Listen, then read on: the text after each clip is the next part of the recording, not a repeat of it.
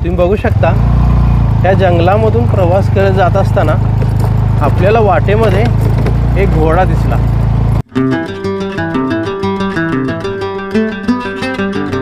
नमस्कार मित्रांनो, जय शिवराय, जय शंभूराजे। तुम्ही कधी एकटे सह्याद्रीच्या घनदाट जंगलामधून बाईक किंवा स्कूटीवरून प्रवास करत गेला आहे का? नाही ना? तर मित्रांनो, आज मी माझ्या स्कूटीवरून सह्याद्रीच्या घनदाट जंगलामधून प्रवास करत जाणार आहे। सह्याद्रीच्या घनदाट जंगलामध्ये जाण्यासाठी हा रस्ता आहे आणि रस्त्याच्या सुरुवातीला दोन अशी झाडे आहेत। ह्या झाडांना बघून असे वाटते जणू काय हे सह्याद्रीचे घनदाट जंगल कमानीच्या स्वरूपात आपले स्वागत करत आहे।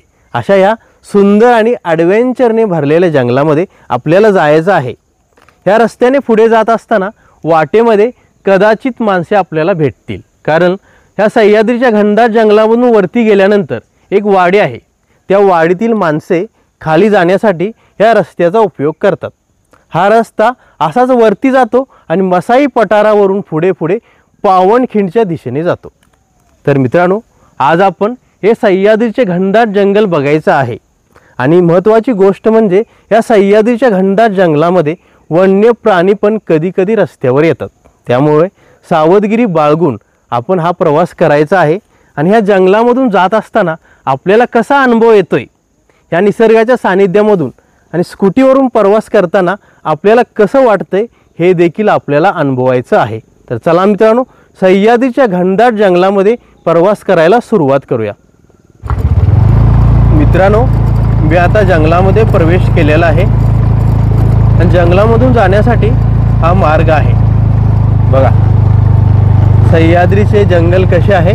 या ठिकाणी एक वडाचे खूप मोठे झाड आहे आणि त्याच्या पारंब्या बघा।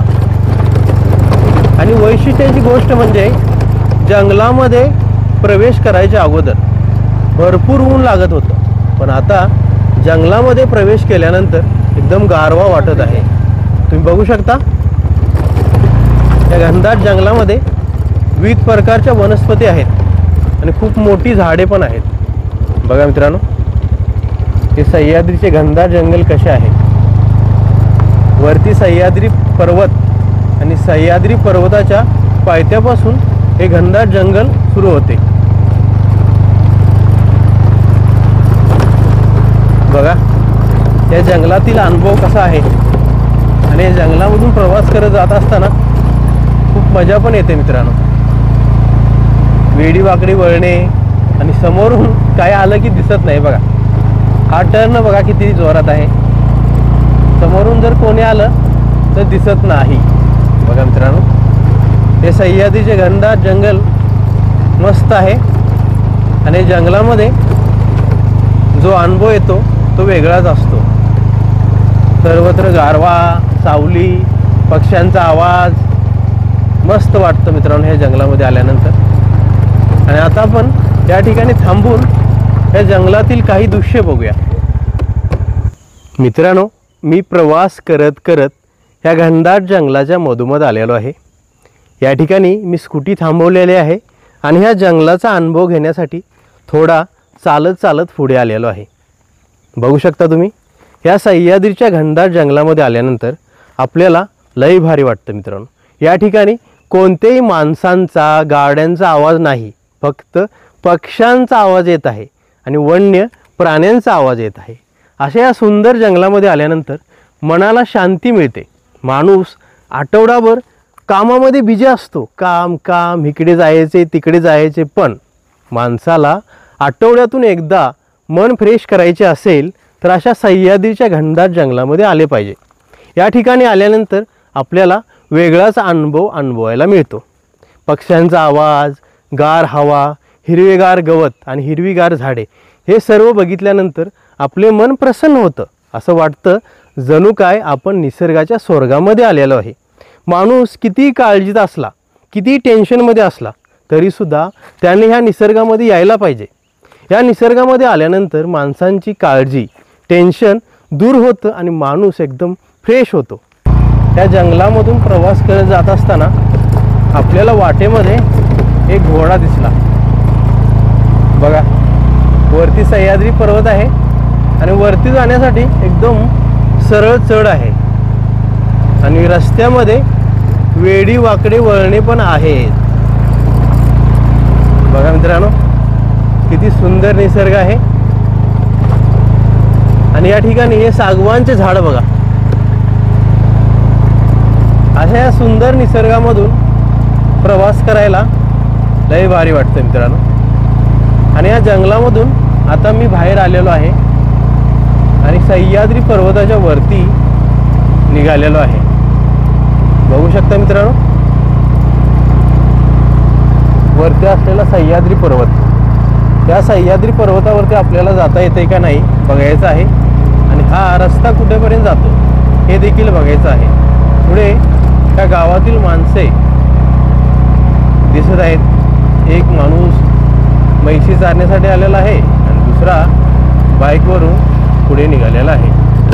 आता आपण या ठिकाणी थांबून खालचा निसर्ग बघूया. खाली असलेले जंगल कसे दिसते वरून हे देखील बघूया. मित्रांनो, सह्याद्रीच्या घनदाट जंगलामधून मी प्रवास करत करत आता वरती आलेलो आहे आणि सह्याद्री पर्वताच्या मधोमध आलेलो आहे. इथून आपण जेव्हा खाली बघतो तेव्हा खाली आपल्याला सर्वत्र घनदाट जंगल दिसते आणि या जंगलामध्ये छोट्या मोठ्या वाड्या देखील आहेत. आणि या जंगलापासून पुढे बघितल्यानंतर पन्हाळगड आहे. पन्हाळगडाचा जो पर्वत आहे तो इथून दिसतो. पन्हाळगडाचा सर्वात महत्त्वाचा पुसाटी बुरुज, सजाकोटी, वाघ दरवाजा, इथून सर्व काही दिसतं. मी तुम्हाला दाखवतो. या ठिकाणी मी आलेलो आहे. तिथून पन्हाळगडाचा आपल्याला अनुभव कसा अनुभवायला मिळतोय बघा मित्रांनो. मी आता घनदाट जंगलामधून प्रवास करत वरती आलेलो आहे. खाली तुम्हाला घनदाट जंगल दिसत असेल.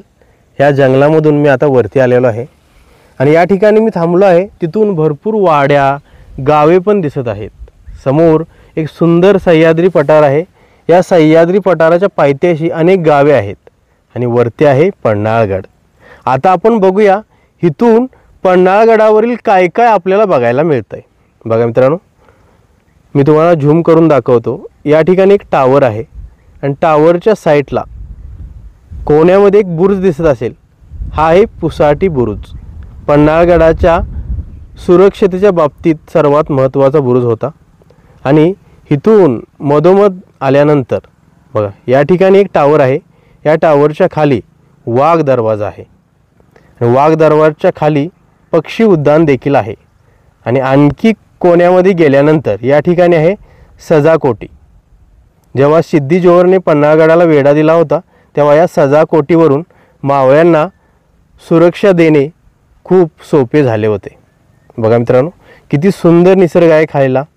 अशा या सह्याद्रीच्या सान्निध्यामध्ये आल्यानंतर आपल्याला खूप काही बघायला मिळतं आणि अनुभवायला देखील मिळतं.